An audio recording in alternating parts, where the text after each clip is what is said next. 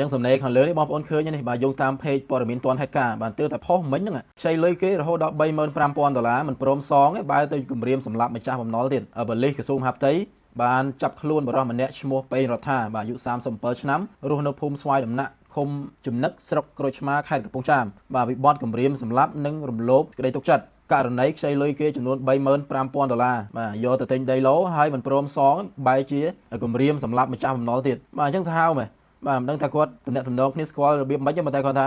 គេឲ្យលុយខ្ចីហើយបែរជាមិនរកវិធីដោះស្រាយដើម្បីសងគេទៅជាគម្រាមសម្លាប់ធម្មតាយើងជពាក់គេទីហើយបាទគេទីលុយគេមិនងាយលុយរាប់ម៉ឺនដុល្លារ$35,000មិនងាយលុយសម័យនេះផងមិនងាយរកទេគេត្រូវការលុយរបស់គេដើម្បីយកទៅដោះស្រាយដើម្បីយកទៅធ្វើអីផ្សេងព្រោះជាលុយរបស់គេហើយយើងមិនព្រមសងគេមិនក៏ទៅគម្រាមសម្លាប់គេបាទឥឡូវនេះខាងក្រសួងមហាផ្ទៃចេញដីកាកោះគាត់ខ្លួនបរិះនេះហើយបាទអញ្ចឹងរូបភាពខ្ញុំដាក់ចូលក្នុងខមមិនបងប្អូនបាទអញ្ចឹងប្រយ័ត្នប្រយែងយ៉ាងមែនទែនបញ្ហាលុយកាក់នេះឲ្យគេខ្ចីហើយទៅជាមានគំនុំគុំគួនអញ្ចឹងទៀត